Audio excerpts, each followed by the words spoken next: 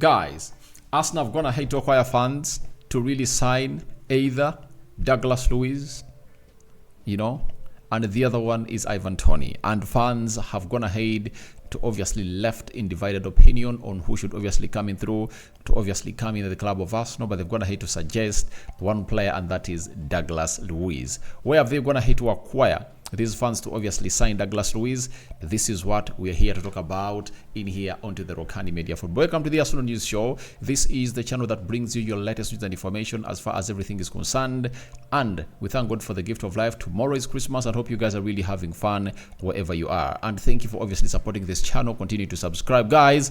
Amid us having like 7 days towards the end of the year, we know we can hit 20,000 subscribers before the end of this month, or because of this year. We can, and I know that you guys are obviously gonna make it happen. So Arsenal are really one of the teams that are really wanting to sign Douglas Luiz. Ivan Toney in the mix, but looks like Ivan Toney is the is the number one priority for Mikel Arteta as far as reinforcing his midfield is concerned. And then the other player is Ivan Toney as far as strengthening his forward line is really concerned. People will say, why is Arteta going in for these players now? Why can't he wait for the summer transfer window? I tell you, Arteta is really wise, and he knows exactly what failed him from obviously winning the trophy last season, because he knew he wanted a Moise Caicedo in that midfield. He never got him. And Mikhailo Modric to play wide left, and he never got him. Though he got in Trossard, who is really playing in very well and is performing at better levels than Modric and Jorginho in the January transfer window of this year, but he never really wanted that. So he wants to do that. He goes hard and really strengthen his squad, because he knows that when you let these players be available during the summer transfer window, a lot of teams will be having huge money to come in through and obviously spend to see to it that they sign these players and really take them for keeps. So that is why Mikel Arteta and Edu are pushing for this. And there is a very huge boast that most of you really to get to know, and it has come out of the Champions League. Arsenal's performances have gone ahead to get them close to £70 million, the amount of money they can put on the table to seduce Aston Villa. And this story has been delivered by the Sun Sports, and the fans of Arsenal have come out and really said enough to get in Luiz, enough to get in Ivan Toney, and one has said that's just Kylian Mbappe's salary. That's what I was gonna hate to say. So we really want to go through into this story and really see where exactly this story hailed from. The Sun Football, Arsenal have accumulated a staggering bonus of £66 million for qualifying into the round of 16. Just for qualifying into the group stage of the Champions League, Arsenal were awarded £13.146 million. In addition, for each win, they were awarded £2.4 million. And remember, Arsenal had 4 wins. So £4 million, 4 wins times 2.4, that is £9.6 million. Then a draw was £800,000.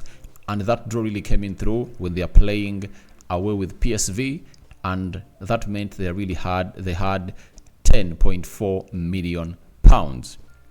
Then the Gunners have now secured a place in the round of 16, and for their stellar effort, UEFA has chucked in another £8.2 million. So every time you qualify from the group stages to the round of 16, you earn £8.2 million. Well, Arsenal were also rewarded £21.5 million for their performances based on UEFA's 10-year coefficient ranking. And for both market pools, which is given by the proportional value of each TV market represented by clubs taking part, Arteta's men received £12.77 million. When you add all that amount of money that Arsenal really earned, it sums up to £66 million. And Arsenal fans have been vocal on what they think this money should be used for. That is it. And very many are really vocal, and they're pointing at either Douglas Luiz or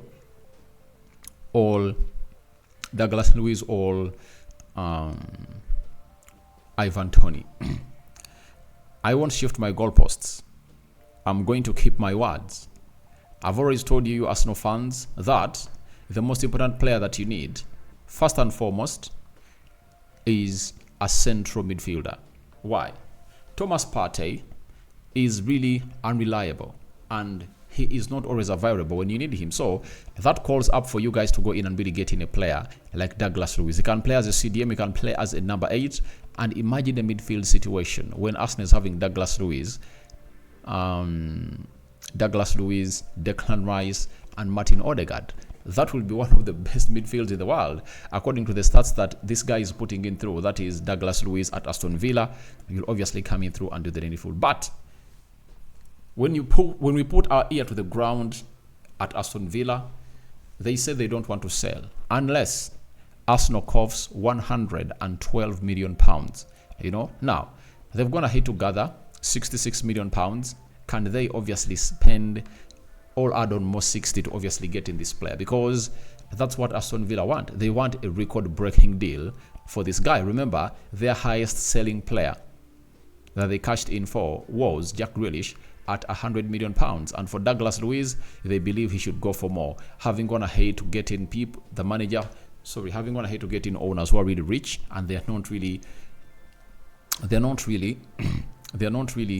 wanting money, They are not dying to get money out of these players. All they want is to really have a right squad that can compete and obviously win the league. Right now, they are third onto the Premier League table with 39 points, and it will be very hard for Arsenal to obviously get themselves in a position of obviously convincing them to sell. For Douglas Luiz, I know he will 100% want to join the club of Arsenal, because they've already talked with Edu, and it's all about first convincing the player. Before you convince the team, you have to first convince the player. And for convincing the player, Arsenal have already done it. In the summer of 2022, they went ahead to agree personal terms with Douglas Luiz, but the club said, we are not selling the player. By that time, Steven Gerrard was in control. Then months later in January, he went ahead to put pen to paper to a new contract of 4 years. And out of those 4 years, has gone ahead to obviously see now 1 year elapse at Villa, and he's really waiting for more years. So Arsenal have the mantle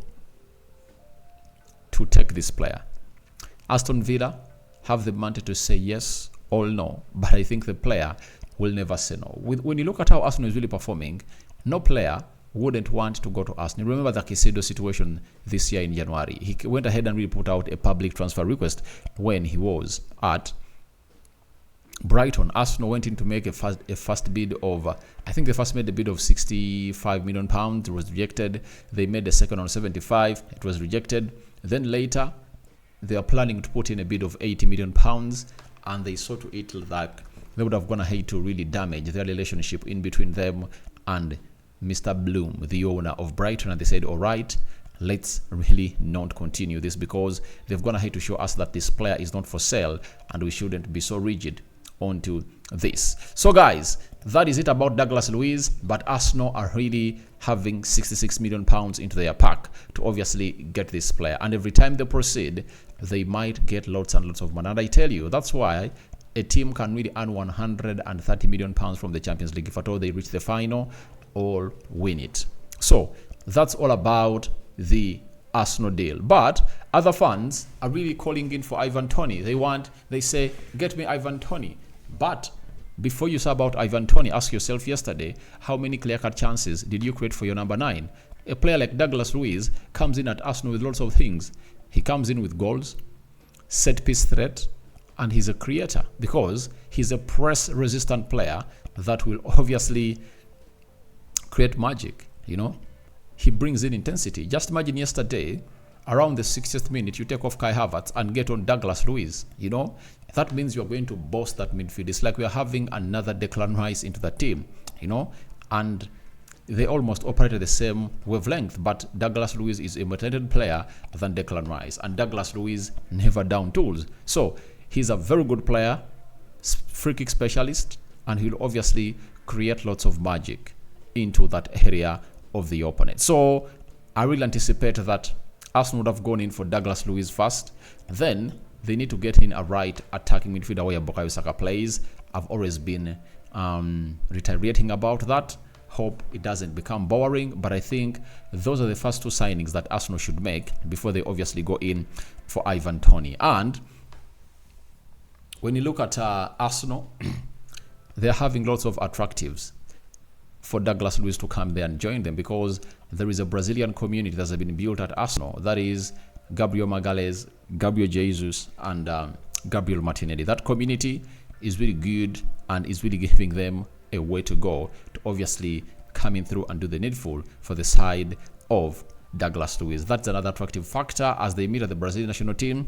Trust me, I don't know who's going to be the agent. Agent Jesus, Agent Martinelli, or Agent Gabriel Magalhaes. I don't know who Arteta is going to delegate to see to it that he convinces this guy to come and join the club of Arsenal. But it will be a very good deal for Arsenal to do if at all they acquire Douglas Luiz. Then for Ivan Toney, we all know that Arsenal are interested in the player, and it's all about them to agree a right deal for all with Brentford, because Brentford said all we want is money. If you get us the money that we want, we are going to sell the player, because the player is not willing to extend his contract at Brentford, and the contract is left with like 18 months.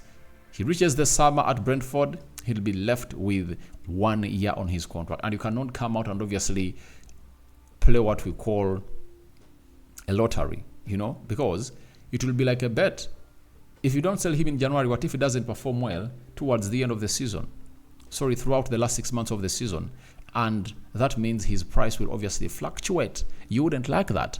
All what you want to do is to see to it that he gets back and the team comes in through and you sell him. So a new price has been set. I'm planning to do that video. I'm going to let you know exactly the realistic evaluation of Brentford for Ivan Toney in the January transfer window. And if at all there is any team that really needs him, they should do that. So guys, thank you very much for watching. Tell me your thoughts about Arsenal acquiring funds to either sign Douglas Luiz or Ivan Toney. But one came out and said in this story when it was really published that it's only enough to really sign, to pay Kylian Mbappe's wages. But I'd like to confirm you that this guy, Kylian Mbappe, right now he has the money, but he needs to play at an elite level. Real Madrid looks like they're not going to sign him. They'll sign him. That's the situation. We don't know what's going to happen in the January transfer window, but trust me, if a team comes in and is taking him, he'll try to take a pay cut.